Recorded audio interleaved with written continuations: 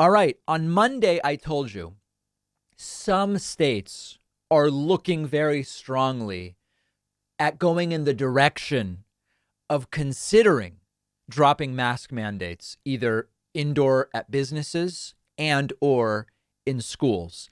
Over the last 48 hours since I came to you with that report, it is accelerating dramatically. More and more localities, more and more states talking about no more masks as of some date in the relatively near future. Could be February, could be March.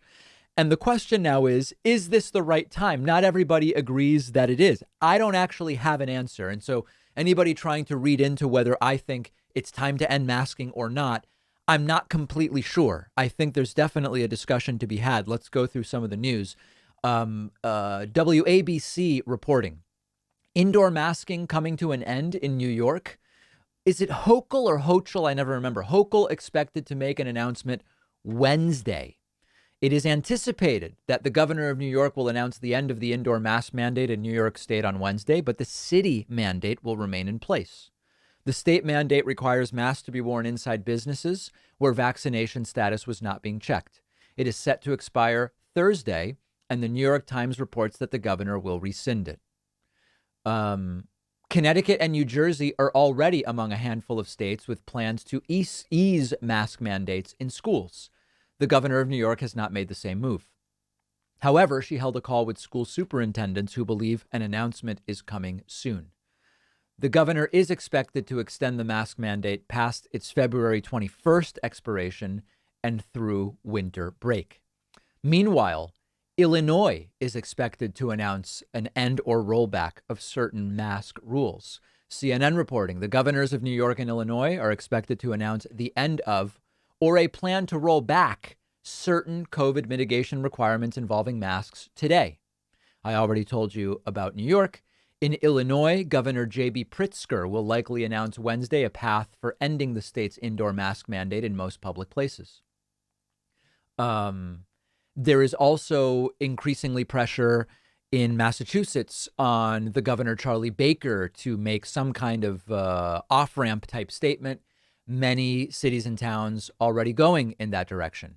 In California, California's indoor mask mandate will end next week for vaccinated people. Citing a 65% drop in COVID cases since the peak of Omicron, California will end its statewide indoor mask mandate for vaccinated individuals next week, Governor Gavin Newsom announced Monday. On February 15, California's statewide indoor mask requirement will expire. Unvaccinated people must still wear masks indoors. Less than 20% of the state's population remain unvaccinated, according to data. The Biden administration has not yet offered a plan or roadmap for how to handle this. So a couple different things here. Number one, not everybody agrees about this. One example is the former Surgeon General Jerome Adams. Now, Jerome Adams was not exactly the voice of reason when Donald Trump was president. So there are people who would say, I don't care what Jerome Adams says, but Jerome Adams tweeting, quote, I respectfully disagree with many of my colleagues who are espousing the idea that prematurely dropping mask mandates will somehow make it easier to bring them back if and when things get worse again. How'd that work out when CDC said vaccinated could unmask last summer? He went on to say, how do I define premature? Well, by looking at spread, impact, and protection. Spread, 7-day average, still highest since April of last year. Impact, over 2,500 deaths yesterday. Protection, only 22% of those 5 to 11 and 56% of 12 to 17-year-olds are vaccinated. Exit the highway early, trip takes longer. I'm not sure if this is the right thing to do or not. On the one hand, Jerome Adams is right, which is the numbers are still not looking great. That being said, we know that the numbers significantly lag what is going on. There are states with cases down 85 to 90%. Vaccines are so widely available. The death rate is so incredibly low for the vaccinated that there becomes a question of what is the milestone? And if there is not a reversal, if we say, well, cases are down in the country about 70%, in some states they're down 85 to 90%. If we give it one more month and that continues and there isn't a reversal, there really won't be anything else to wait for, in the sense that it's not going away anytime soon. There's going to be a low level. Again, if in the next month there's not a new variant that causes cases to spike, in a month, cases will be really at what we might call an endemic level. Doesn't mean the cases are mild. It might or it might not, but we're talking about the case levels. There's a question of what would we be waiting for at that point in time? And there's not really a clear answer. And so that's where the if not in 2 to 4 weeks, then when becomes a relevant question. People who choose to remain unvaccinated do so at their own risk. And as always, the question then becomes, what about the immunocompromised? And that is a situation where those folks say, well, I've gotten vaccinated, but I still really can't do anything because I might still catch it and I'm at higher risk. And that's a serious question. I mean, a lot of those people haven't been doing anything anyway.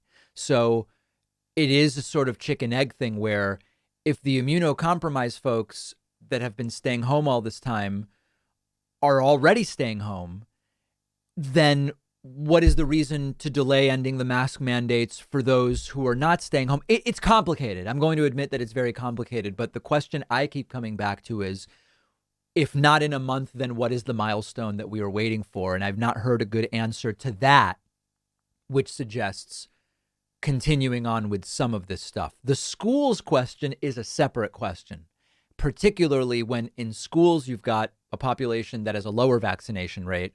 I'm thinking out loud along with you guys. And I know that in my audience, there are people who are saying, this is it. It's time for the personal responsibility phase, end everything and let people decide for themselves what level of risk to accept, like we do during flu season. Some people already would wear a mask during flu season or stay home. That's one side of my audience. The other side of my audience says, do nothing. We need to keep masking for at least the entire year. We should be closing schools. We should. So I know that there's different sides in my audience, and I'm curious to hear from you. Find me on Twitter at @dpacman and let me know what you think should happen now.